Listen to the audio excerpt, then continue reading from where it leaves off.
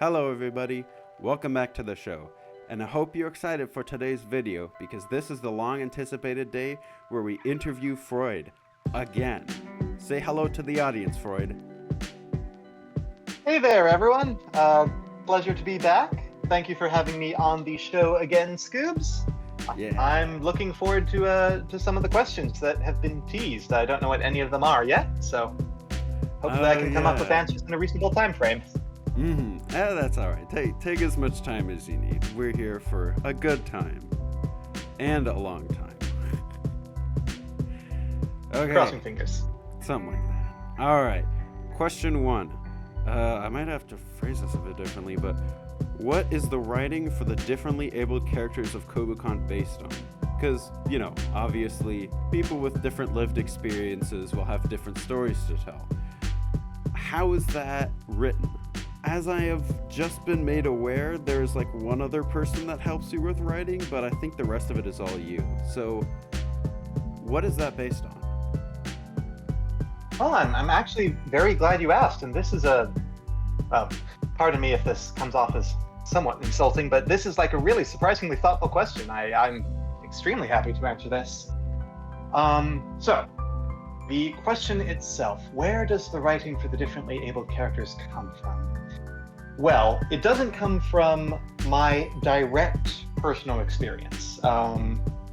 That is, something I just need to say straight up. I am very blessed in a secular fashion to have always been in relatively perfect health. My biggest issue is simply being heavier than I'd like, but that's a self-inflicted lifestyle choice, not any roll of the dice or some other societal factors influence. So when it comes to writing characters that may suffer from various physical afflictions, such as in the case of Jasmine, Jasmine being an obvious one, but also Grusha, and even Flannery and Wally to a certain extent. What I try to do, with varying levels of success perhaps, is think of them primarily as a character, entirely separate from whatever is afflicting them. So I first conceptualize of the character as, as I might say during the OC contest, just another student. And then I sort of work retroactively and consider how this person, if they had just walked the yellow brick road, the straight line their entire life, how that path might have been altered by whatever various circumstances they found themselves in are. Now, obviously, it's not like I, thought, okay, I'm going to put Jasmine in the game, and she is going to be a ground steel specialist, and she's going to be from Johto. And then, I came back a week later and said, you know what? I think she should also be sick as hell. I mean, she is sick, but, also sick. Down with the sickness. Yeah. Oh, let's hope she does not go down with the sickness. Up with the sickness, please. No, that doesn't happen. I did, think of this affliction in one sitting, but I think it's important to remember that every person, differently abled or not, is not able to express the truest self that exists underneath them. People in real life, even people in video games, everything you see of a person is just a fragment of your understanding, because you cannot truly understand a person, understand who they are at the very core of their being, unless you are that person. And even then, I would argue most people don't have perfect understanding of themselves. Understanding is a recurring theme in Palfas, as you've doubtless noticed, given the entire way the bond system and foreveralls work. So the way I attempt to approach disabilities in this instance are obstacles that the character has already overcome in order to further other people's understanding of themselves. Or, and I think this may only apply to Grusha, has not been able to overcome, or has in fact embraced, perhaps for one reason or another, their opinion of others' understanding of themselves is not in high regard or necessarily a high priority for where they are in that part of life. In terms of personal experience, I do apologize for all the umming and uhing. I obviously haven't been able to rehearse these answers. I didn't give you that liberty this time. Yeah. In terms of personal experience, Jasmine is very mildly based. Actually, she's extremely based. But her character is mildly based. Yeah, is mildly based on a person I knew back in England. Well, no, actually, I'm not sure that's entirely accurate. Okay. So, I'm going to go off on a bit of a side tangent here. Apologies. My previous game was named Antium. I think I've mentioned that a couple times before. There was a character in Antium named Rose, and she suffered from a lot of the same afflictions that Jasmine does now. She also suffered from a form of albinism that affected her eyesight, prevented her from going out in the sun for too long, and also caused her to be tired much faster, gave her weaker bones, essentially.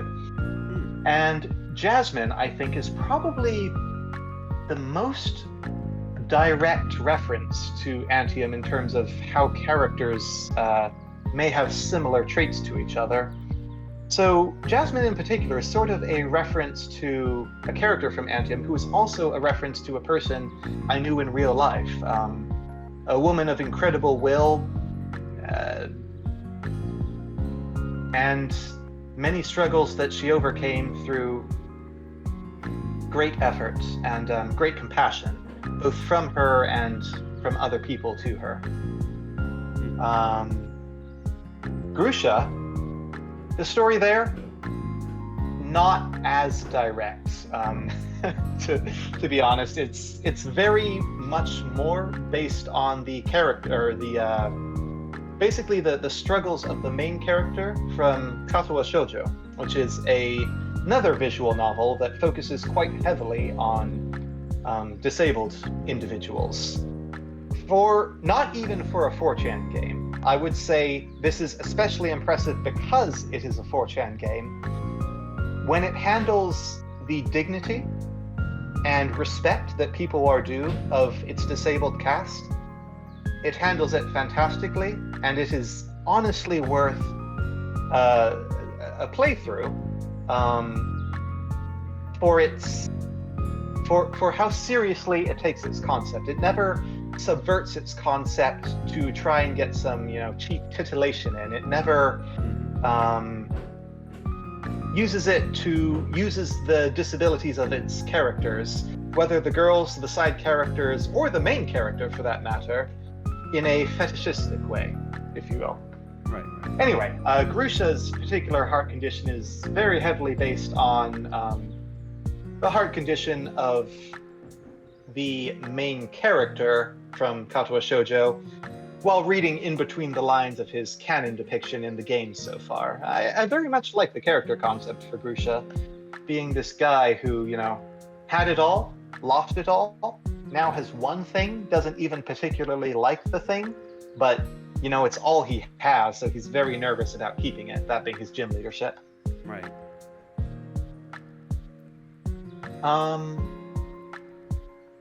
Does that sort of answer the question?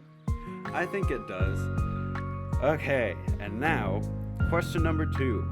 Why did you use Italian sign language specifically for Tia? Well, that's quite easy, actually. Tia just has very strong Italian themings. Her true name is Latias, right. But the human name she has chosen for herself is Venetia. Right. Which is obviously just, the Italian name for Venice, which is what the town of Alto Mare from the Pokemon movie, Pokemon Heroes, was based on. Also, given her sort of tanner skin, she has a sort of Mediterranean/Italian complexion. Right. So I just figured it would make sense that, she's imitating Bianca, again, an Italian name, from an Italian-themed city. Though strangely, this Italian-themed city is just off the coast of Johto, of all places.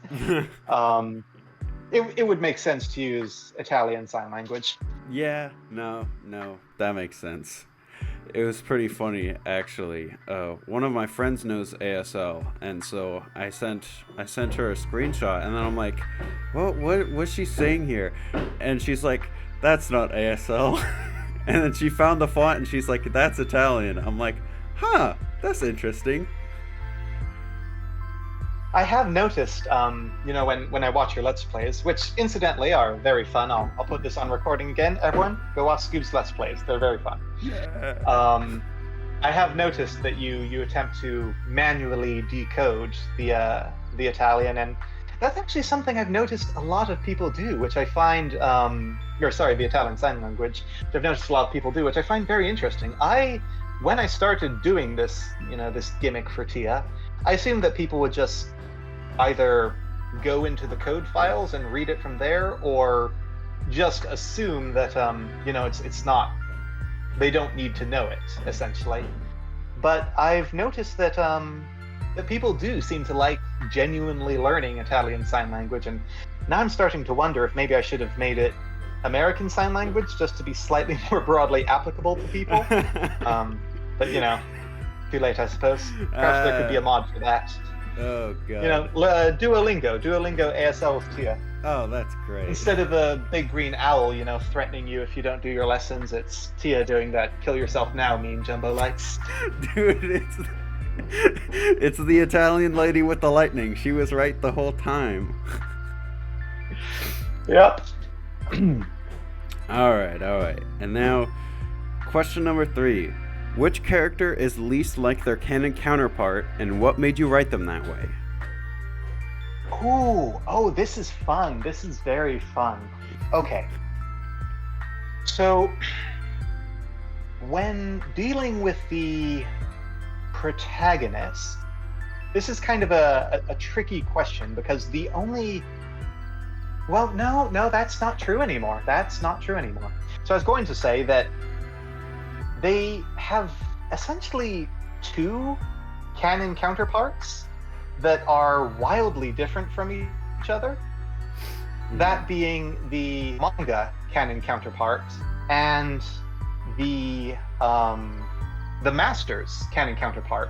Now, obviously, the manga is a more developed story, and it's a much older one, so I would be inclined to give, the crown of canonicity to the manga counterparts, but at the same time, I need to acknowledge that far more people at this point have played Masters than have read the manga, just due to the accessibility of, a free-to-play mobile game. Oh, yeah. So it's difficult for me to say necessarily that any of the protagonists are the most different from their canon counterparts. Hilbert is obviously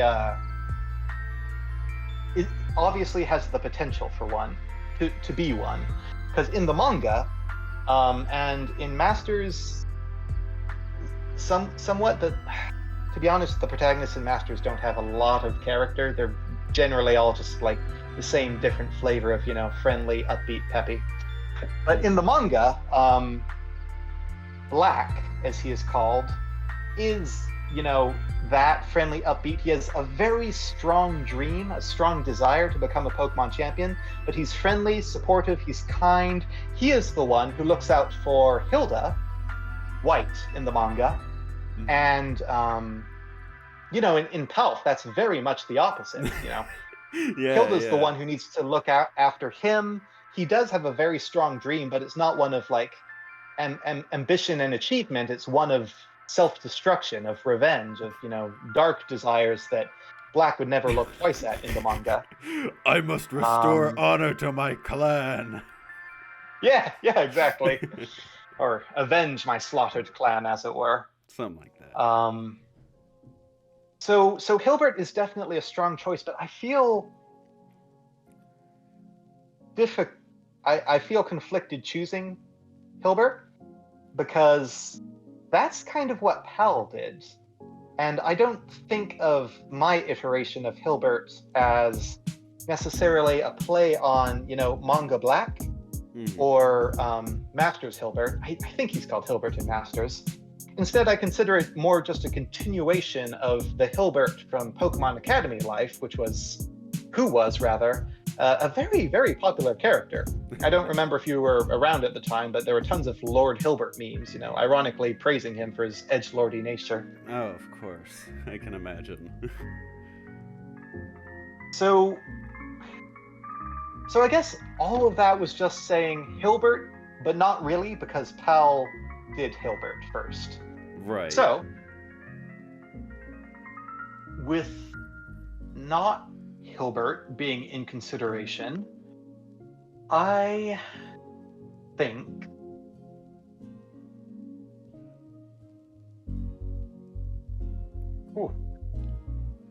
think this is something I'm going to have to think hard about. I mean, like, Jasmine is...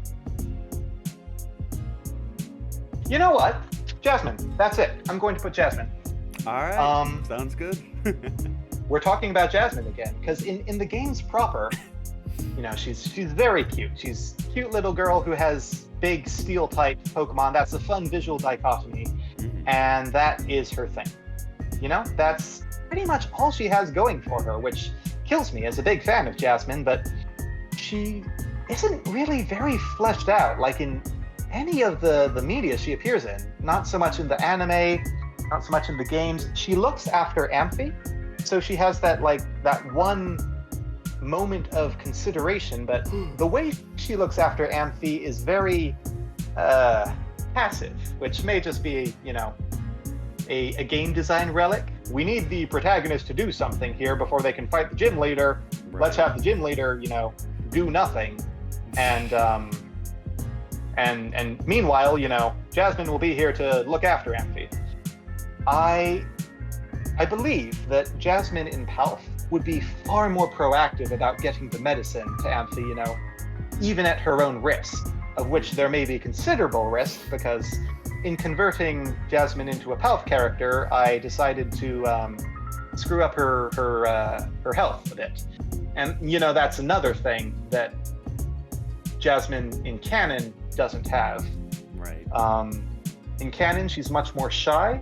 She's much more, sort of timid and passive, as I've alluded to earlier. And this Jasmine has a much stronger will, a much more sort of titanium guiding principle than I believe canon Jasmine does. Although, canon Jasmine is still very young. I think with a lot of these aged up characters, I try to consider them as they were in their, probable canon ages, being children in the games, and then consider, how would they change when they hit high school? How would they change when they become young adults? How would they change when they, meet actual adversity and have to start considering, paying taxes? Dear God. Oh, God. Yeah. So I think that Jasmine in the games proper would become something like Jasmine in Palf one day, with a few more years on her. But right now, I'd say that they are practical opposites. Even in appearance to a certain degree. I mean, Jasmine in Palf is one of the tallest characters. Jasmine in canon is quite short, being typical, Japanese little girl. Right. Question 4. Are there characters whose mode of address you understand more than others? Meaning, when you're writing for a character, which ones flow the most easily, come to you the most naturally? Oh, okay. Yeah, that's very fun, actually. There are absolutely characters who I can write more easily, yes. perhaps unsurprisingly, Red, Ethan, and Leaf as important main characters. Honestly, Blue as well. So like, all 4 of the 5, Dorm 25ers, or 4 of the 5 Dorm 25ers, I find are easy to write. Yellow, not so much. She's still finding herself, and in a way, I'm still finding her as well. Convenient how that works out. Other characters that are easy to write, Clara. We can talk about Clara now. Oh, God. Week 8 Clara, probably some of the most fun I have ever had writing a character. Because she's fucking crazy, and so you could just, all bets are off, gloves off, you just make her fucking crazy. Is that why? I mean, that feels like a very strong opinion, Oh, wow. I'm not sure that we want to, ascribe such debilitating labels to such a sweet and innocent girl. She simply speaks her mind, Oh, and of course, she's very touched into the social fabric, so can't escape the gaslighting. No! Clara was extremely fun because, as you say, I can write essentially anything. And coming from her mouth, it just works. It just works. On the opposite side of the spectrum, there are a few characters that I have difficulty writing. The first is probably Tia, as I've alluded to before, because, I'm trying to write from the headspace of the most different Palf character, and I love Tia for her uniqueness. I think that's something that really makes her stand out both in-game and out of game.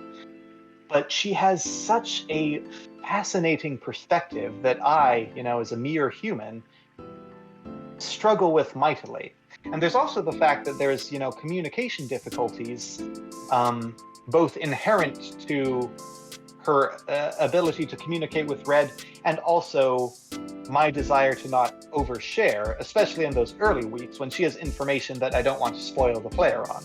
Right.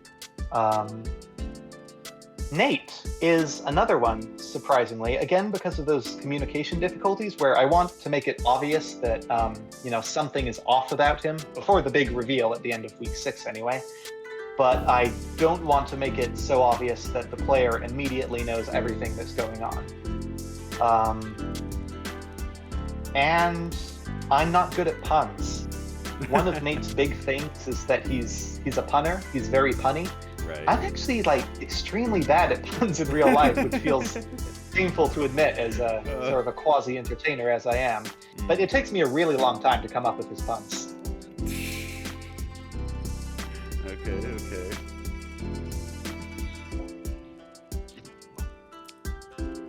And I think that's sort of the peaks and the valleys in terms of difficulty for character writing. Right. Makes sense. Okay. Question 5. When and if you ever decide to reboot Antium, do you know if you'd make it a community project like Palf, or would it be by the books, so to speak? Like if you end up having your own studio with your own people? Wow. I don't know. I'd honestly...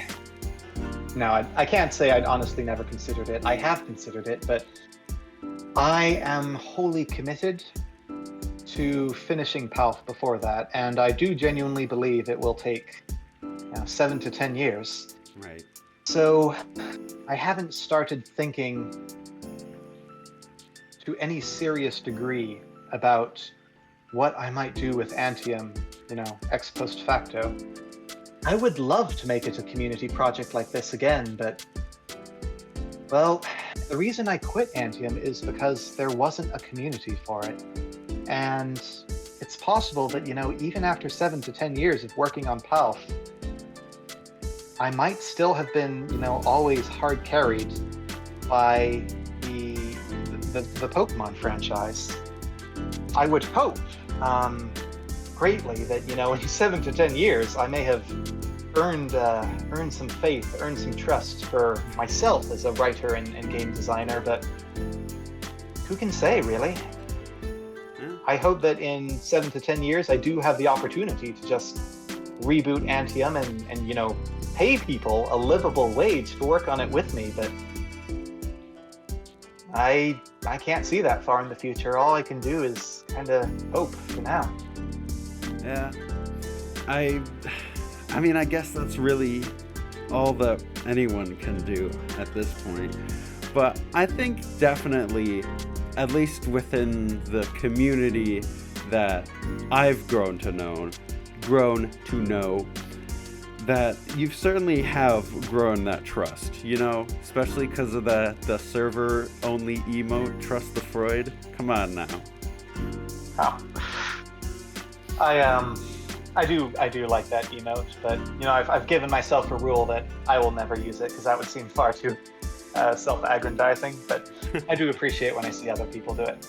Even so, you know, blind trust is not something I can ever condone in a very Sharon-like fashion. I would hope that a continual pattern of actions would earn me a certain degree of trust, but I don't expect to ever rely on that trust inherently. I want to continually keep earning it over time. Right.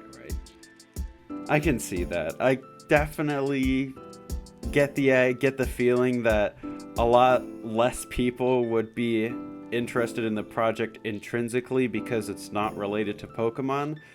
But who knows? If it's been 7 to 10 years, I feel like people will have begun following your journey as a game developer, and they would have just decided to stay for the personality, what you put into the game, rather than anything superficial about the game.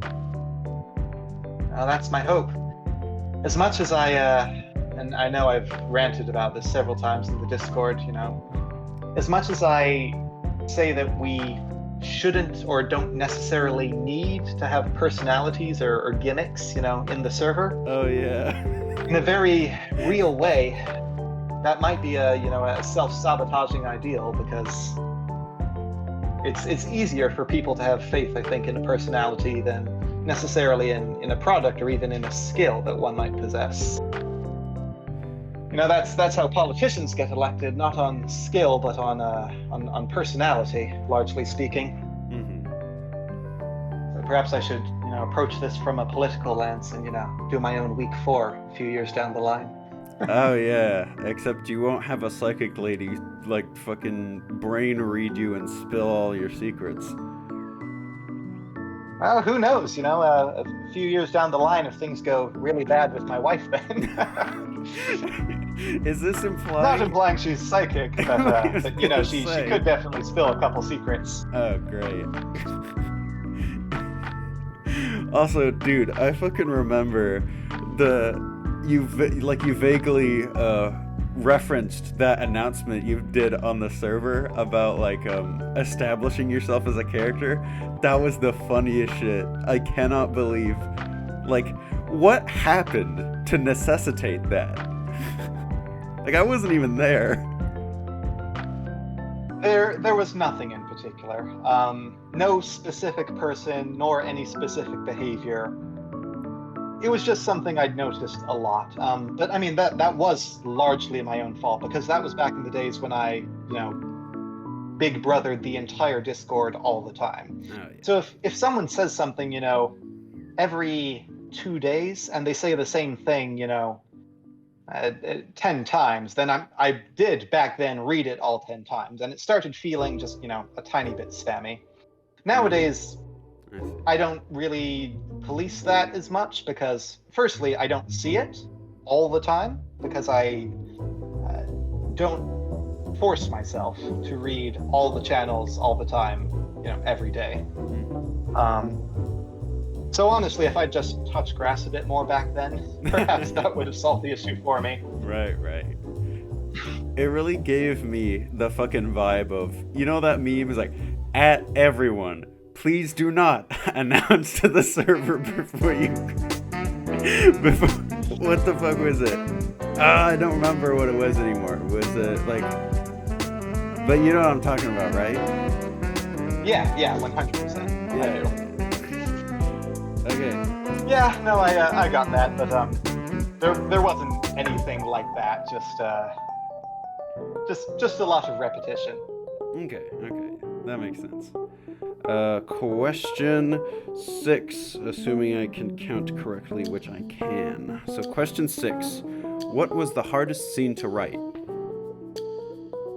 Oh, the hardest scene to write. Okay. Well, there's a bunch of different ways to approach this. I kind of consider the entire time that Red is gone from Kobukan as a single scene, because you don't really make any choices there, as far as I can remember. Right. And I had to, really throw out a bunch of established systems to make this new work, this new thing work. The perspective shifting, the fact you aren't going to classes anymore, the constant different modes of address that various people use for each other, and having to remember basically what every character would know from that. Also, because I consider it a singular scene, it was an extremely long scene, so that took a while. Mm-hmm. It also went through a bunch of rewrites, which I think I've mentioned before. I was originally planning to introduce a villain during that. Right. Decided not to do that because it was already so full. I was originally also planning on having the possibility of Leaf staying at Pallet and therefore missing the first quarter clash. She would eventually get back to Kobukan, so she wouldn't, be out of the story forever. But I figured that was too much branching for the very first quarter clash, especially since Leaf's reappearance would be, a big plot beat that I'd need to resolve, and I had already planned the fight against Dawn for, the big plot beat for the end of the first quarter clashes. Mm-hmm. Okay. So I will say that was probably the scene that was trickiest to write. Yeah, the entire Red is Gone segment. Right. Oh, although it is worth mentioning, I did find that fun because I was doing lots of different stuff, and because it was all just one straight road, it was like writing a book. I didn't have to consider various options or orders of events. Spring's Day, which I wrote a week earlier, though it was technically a shorter scene, it had so many branching details and different ways you could approach the event. And when I wrote it, I wanted to kill myself. Am I allowed to say that on YouTube? I mean, you've watched my videos, right? I feel like I've said worse. Fair enough. I wanted to commit shotgun deep throats. So true. All right. So, question 7. What is the hardest part of the creative process for you?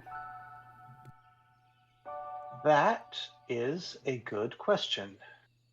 I sure hope it is. Hardest part of the creative process. Let's see. I think it's probably spacing. Well, it's a scripting thing, and it is a specific part of scripting, and it's spacing out payoffs from setups. That is a writing skill that I am still working on, and I think it stems largely from, from my impatience, actually, in the sense that when I get an idea for something that I think is cool, that I want to show off, I often just want to cut directly to the cool thing to show off. Now, I know that doesn't work narratively. It won't work. But I still very much want to. And sometimes I find that I need to force myself to slow down the plot, as it were, in order to make things more well-paced. Week 6, I think, is an example of a time that, looking back on it, I could have paced better. I put too much in in too short a time period, and I think week 6 overall suffered for it. Although, hopefully, with the dungeon reworks as they exist now, hopefully week 6 is better for that. But this is a concern that is pretty easy to find, as Flintlock has mentioned several times, because every week tends to be very strongly front-loaded, in that the scripts from Monday through Wednesday tend to be significantly longer than the ones Thursday through Friday. So for week 9, I'm making myself a promise that Monday and Tuesday are going to be extremely low-key. Okay. Also, you've probably noticed, but there is thwacking and drilling noises going on in the background because our kitchen is being remodeled. There wasn't really... I didn't notice. Oh, okay.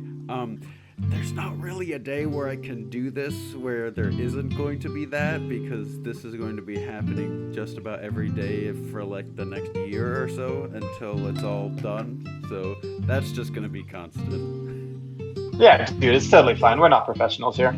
Oh, thank God. Okay. Let's see. Question 8. And this is an interesting one. Do you Google yourself? Or have you Googled yourself?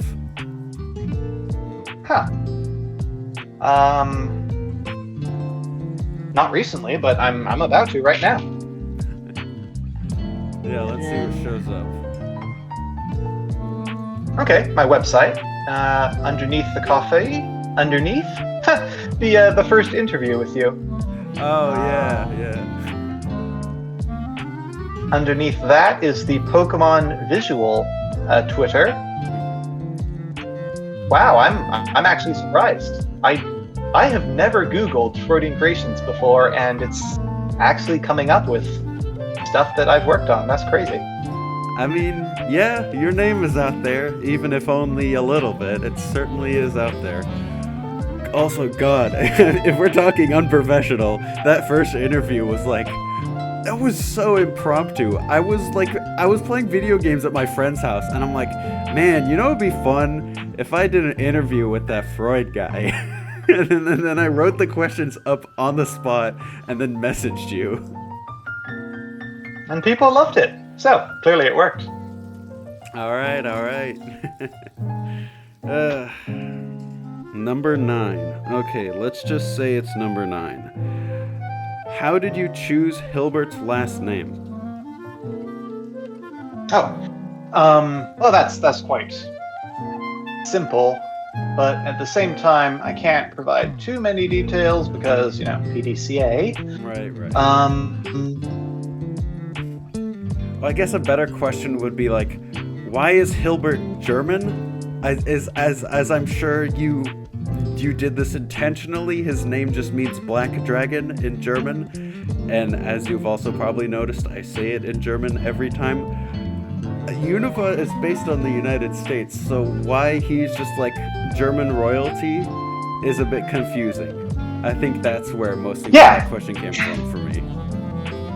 Well, there's an explanation for that, and the explanation is, honestly, full confession, the primary thing was just that German von names lend themselves to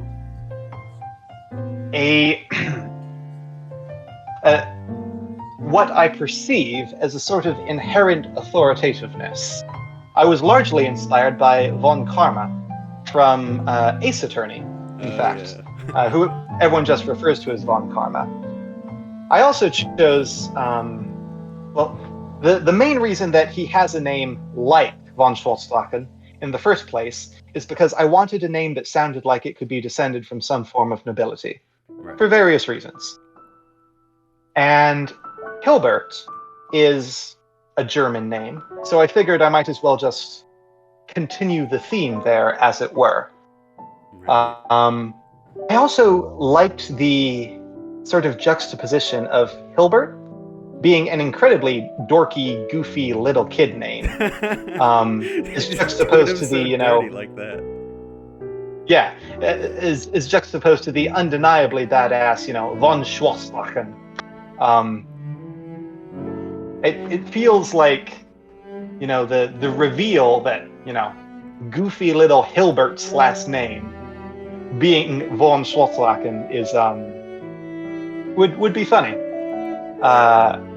It would be like learning that your friend Timmy has the last name, you know, Skull Crusher or something. Another reason why is because America, obviously, has never had royalty. That may have been mentioned once or twice in the game. Does maybe that's just slipped by people. Yeah. But the closest thing we ever had to American royalty, besides Hollywood, I suppose, would be, you know, the English royal family back when we were still a colony. Right. And the late Queen, R.I.P., was of German descent, actually. Now, obviously, she and her entire family are English now. I'm not going to say, like, well, they're actually German. They're not, you know, the true royals. No, they're absolutely the true royals. But they were of German descent. So if you sort of follow the train of logic there with, you know, the English royal family being from Germany long ago, and then the English royal family's ancestors once ruling over America, this region is based on a part of America. It's a somewhat disjointed train of thought, but I promise there is a train there on the track. Okay, and so the last one, the creme de la creme, the cream of the goddamn crop, is the question submitted by Nathan Rose. Are you ready? I am tingling with anticipation. All right, the super secret question 11. What is the relationship between Zinnia and Melody? Oh. Okay, well, this is a difficult question to answer on account of Zinnia not being in the game yet. But I know what Nathan wants me to say. Right. So, I will say, for the record, that they are very good friends who are extremely comfortable with each other. That's all I'm going to say at this time. Okay. Understandable. Are there any, like, closing statements you'd like to make regarding this latest week or the end of the month, or about the game in general, like you did last time, or do you want to just end it here? I'll never turn down an opportunity to soliloquize a bit longer. I'd just like to say that thank you again for bringing me onto this. Thank you again, Half community, if you're listening to this. You have been absolutely amazing. If anything, I think the community's gotten even better from month 1 to month 2.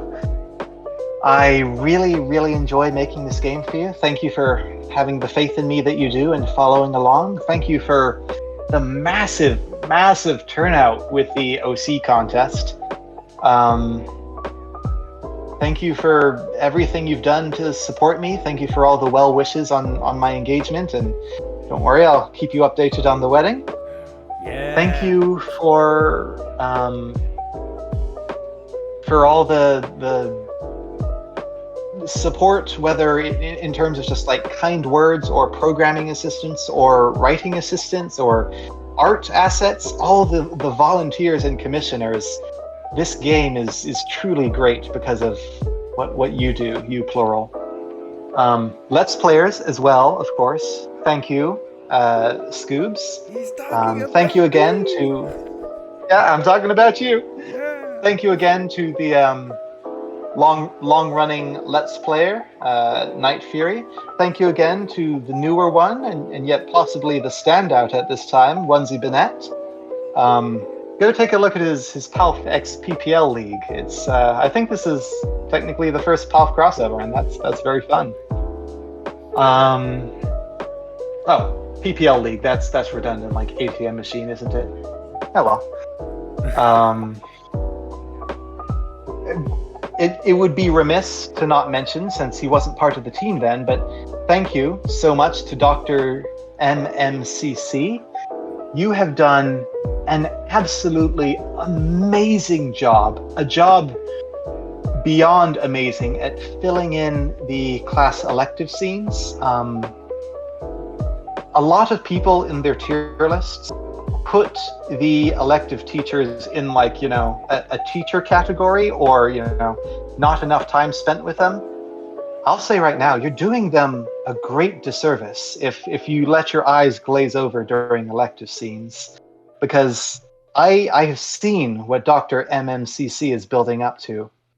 It's truly remarkable. And this is not a work that I would ever have the time to be able to do, and yet he is 100% the best person for the job. So really, get excited for that. The elective teachers are going to be incredible if you put in the work to see what happens. And to you specifically, thank you so much for everything you've done for the project. I imagine you'll listen to this at some point.